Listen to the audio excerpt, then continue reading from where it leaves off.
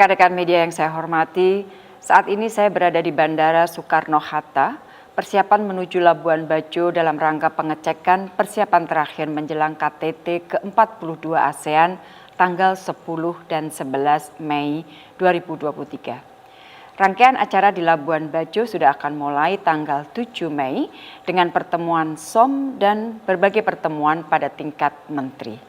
Untuk Bapak Presiden selain KTT dalam dua bentuk yaitu bentuk plenary dan bentuk retreat, Bapak Presiden juga akan memimpin pertemuan-pertemuan lainnya yaitu pertemuan dengan High Level Task Force, kemudian dengan kalangan bisnis, dengan parlemen, dengan pemuda, dan juga pertemuan Indonesia, Malaysia, Thailand Growth Triangle atau kita sebut IMTGT Summit, serta Brunei Darussalam, Indonesia, Malaysia, Filipina, East ASEAN Growth Area atau BIMMEAGA Summit yang khusus untuk pertemuan ini akan dipimpin oleh Perdana Menteri Malaysia.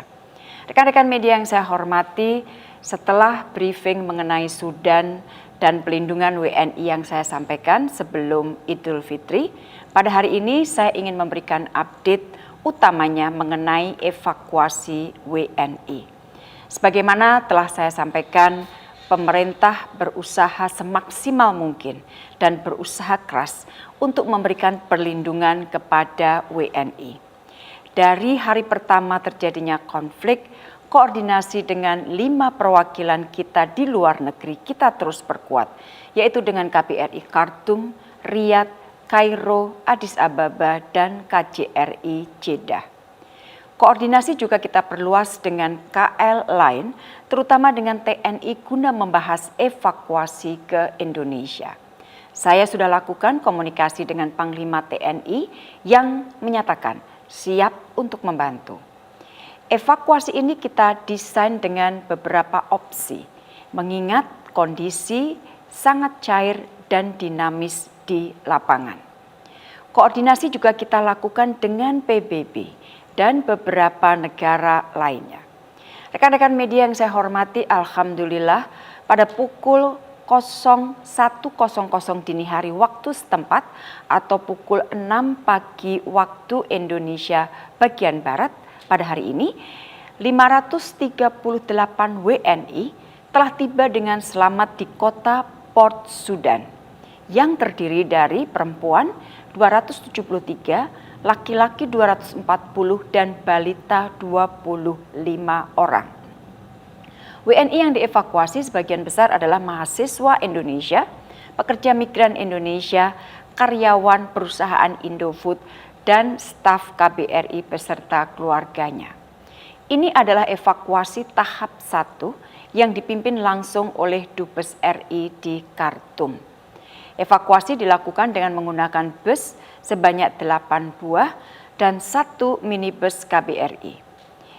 Evakuasi tahap 1 ini berangkat dari Khartoum pada Minggu tanggal 23 April pukul 8.00 waktu setempat atau 13.00 waktu Indonesia Barat. Waktu tempuh perjalanan darat dari Khartoum ke Port Sudan memerlukan waktu sekitar 15 jam atau sekitar 830 km melalui kota Atbara, Damir, Miswar, dan kota Sawakin. Terdapat sekitar 15 pos pemeriksaan sepanjang perjalanan. Saat ini 538 WNI tersebut sedang beristirahat di rumah persinggahan di Port Sudan sebelum keberangkatan menuju Jeddah melalui jalur laut. Insya Allah persiapan untuk kepulangan ke Indonesia juga terus dilakukan. Rekan-rekan media yang saya hormati, rencana awal seluruh WNI akan dievakuasi dengan memanfaatkan gencatan senjata yang ada. Namun demikian, karena adanya pembatasan bahan bakar untuk bus yang akan mengangkut para WNI dan evakuasi lainnya, maka evakuasi tidak dapat dilakukan dalam satu tahap. Terdapat 289 WNI lainnya yang sebagian besar adalah mahasiswa dan 5 pekerja perusahaan akan dievakuasi pada tahap kedua pada kesempatan pertama. Untuk itu saya himbau agar setiap WNI yang masih berada di Sudan dan belum melaporkan diri, mohon agar segera melaporkan keberadaannya ke KBRI Khartoum agar juga dapat dilakukan evakuasi pada tahap kedua. Jadi bersamaan kita lakukan evakuasi pada tahap kedua. Oleh karena itu, mohon dengan hormat untuk yang belum melaporkan diri segera menghubungi KBRI Khartoum. Kami mohon doanya agar evakuasi lanjutan dapat segera dilakukan dengan selamat. Sekali lagi, situasi lapangan sangat cair dan sangat dinamis. Rekan-rekan media yang saya hormati, setiap evakuasi pasti tidak mudah dan memerlukan perencanaan yang sangat matang. Sekali lagi, keselamatan WNI selalu menjadi prioritas pertama. Evakuasi di Sudan ini juga sangat tidak mudah. Evakuasi dilakukan di tengah pertempuran yang masih terus berlangsung. Saya terus mengikuti jam per jam proses evakuasi. Saya juga terus melaporkan proses evakuasi ini kepada Bapak Presiden. Komunikasi terus dilakukan baik di Sudan untuk memastikan jalur aman dan jaminan keamanan bagi WNI.